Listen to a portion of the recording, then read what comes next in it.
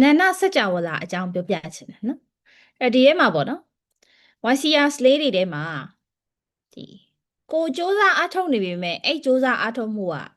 ဒီထက်ပိုပြီးတော့ရှေ့ရောက်နိုင်ပါအောင်မလားလို့တန်တရားဖြစ်ဖူးတဲ့အခိုက်အတန့်နေရှင်အသေးလေးနှိပ်ပါဥမာပတ်စံဆိုလဲငါဒီထက်ပိုရှာနိုင်ပါတော့မလားဒီထက်ပိုရှာနိုင်ပါတော့မလားတန်တရားဖြစ်ဖူးတာပေါ့နော်ဒီထက်ပိုရှာနိုင်ပါတော့မလားဒီထက်ပိုပြီးတော့လုပ်ငန်းအကြီးထွားပါအောင်မလားဒီထက်ပိုပြီးတော့တက်ဖို့အတွက်ရှိပါအောင်မလားအဲ့လိုတွေးဘူးလားနော်တွေးဘူးတယ်နော်တွေးဘူးတယ်ဖွဲ့ရရှိโอเคအဲ့တော့ဒီမှာ message လေးတစ်ခုပေါ့နော်ဘာရခဲ့လဲဆိုတော့အနန္တစကြဝဠာကြီးထဲမှာလေ everything အရာအားလုံးကအနန္တပဲ everything အရာအားလုံးကအနန္တဖြစ်ပြနေကြတယ်အဲ့တော့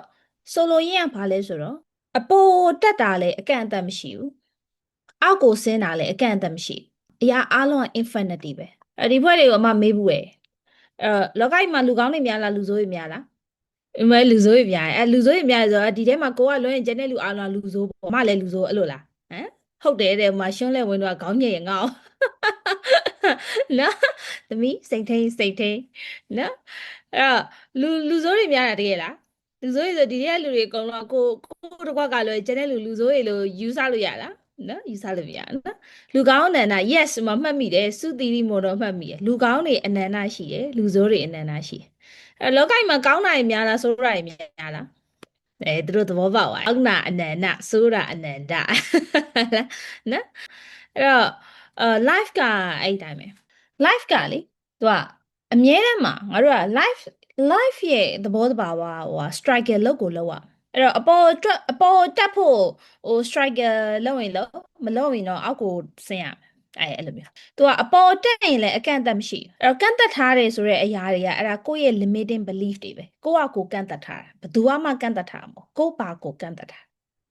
အဲ့တော့ချမ်းသာတဲ့လူတွေမှာယောက်ျားတွေကများလားမိန်းမတွေကများလားယောက်ျားတွေလည်းချမ်းသာနိုင်တယ်မိန်းမတွေလည်းချမ်းသာနိုင်တယ်အဲ့တော့ချမ်းသာတွေမှာဖြူတဲ့လူတွေကများလားမဲတဲ့လူတွေကများလားအဲ့လိုရှိလားရှိတယ်နော်အောင်မြင်မှုတွေကိုယူနေတဲ့လူတွေထဲမှာဘယ်သူမှအောင်မြင်ဘယ်သူကတော့အောင်မြင်မယ်ဘယ်သူကတော့မဖြစ်ဘူးအဲ့လိုမျိုးမရှိအဲ့လိုမျိုးမရှိတဲ့အပြင်ရောအရာအားလုံးက infinity လို့တွေးရမှာ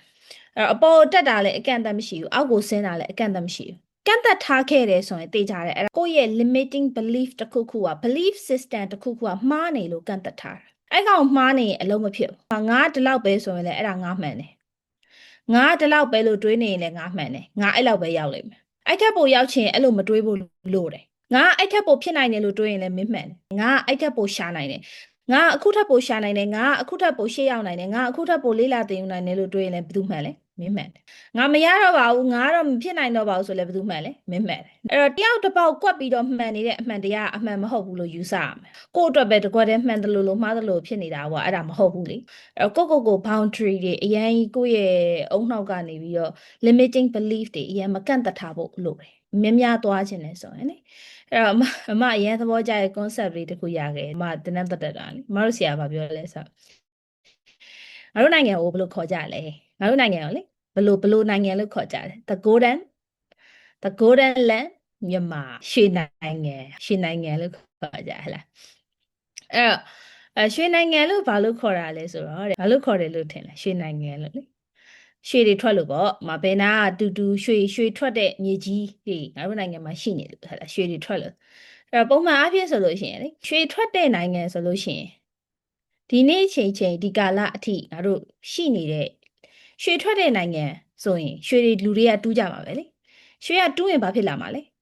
ကုန်လာမှာရွှေဆိုတဲ့ဟာတူးရင်ကုန်လာမှာဒါပေမဲ့မကုန်သေးဘူးငါတို့နိုင်ငံမှာနော်မကုန်သေးဘူးပေါ့နော်ပြီးတော့နောက်တစ်ခုက golden လက်မြန်မာလို့ခေါ်တဲ့အကြောင်းတရားနောက်တစ်ခုကဘာဖြစ်လို့လဲဆိုတော့တဲ့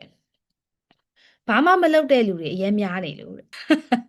အခုချိန်အထိပေါ့နော်ဘာမှမလုပ်ရသေးတဲ့လူတွေအများများနေလို့ပြန်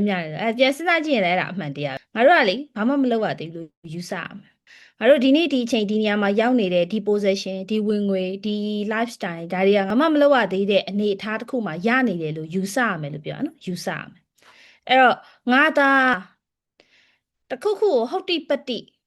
အာယုံစူးစိုက်မှုအပြည့်နဲ့လှုပ်ဖို့ဆုံးဖြတ်မယ်ဆိုရင်ငါဘယ်တိခရီးပေါက်နိုင်လဲကိုမေးကြည့်ပါငါသာငါရဲ့ professional လမ်းကြောင်းကိုအာယုံစူးစိုက်မှုအပြည့်နဲ့ခရီးတစ်ခုပေါက်အောင်သာငါဘုံနိုင်ကျဲပြီးတော့အခုနေရာကနေဆက်သွားမယ်ဆိုရင်ဘယ်လောက်ခရီးပေါက်နိုင်လဲစဉ်းစားကြည့်ပေါ့မင်းရဲ့ dream က သိန်း100ဆိုလို့ရှိရင်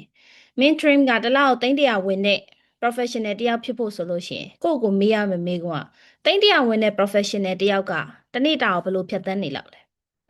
main dream ကတစ်လောက်သိန်း1000ရှာမဲ့လူတယောက်ဆိုရင်တစ်လောက်သိန်း1000ဝင်တဲ့လူတယောက်ကဘယ်လို character တွေရှိနေလောက်လဲဘယ်လို altitude တွေရှိနေလောက်လဲခြိုက်ရေးနော်အဲ့ဒါတွေခြိုက်ရေးတာနော်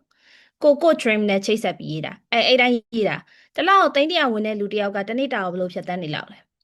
တစ်လောက်သိန်း1000ဝင်တဲ့လူတယောက်ကတစ်လောက်သိန်း1000လောက်ရှာမဲ့လူတယောက်ကသိန်း900လောက်ရှာနေတဲ့လူတယောက်ကဘယ်လိုစိတ်သက်တွေဘယ်လို character တွေရှိနေလောက်လဲဘယ်လို altitude တွေရှိနေလောက်လဲအလုပ်ကိုဘယ်လိုလုပ်လောက်လဲတနေ့တာရဲ့အချိန်တွေကိုဘယ်လိုသုံးဆွဲလောက်လဲတစ်လားကိုသိန်း1000ခန်းရှာနေတဲ့လူတွေကတကယ် rich ချမ်းသာကြွယ်ဝမှုကိုလမ်းကြောင်းပေါ်မှာ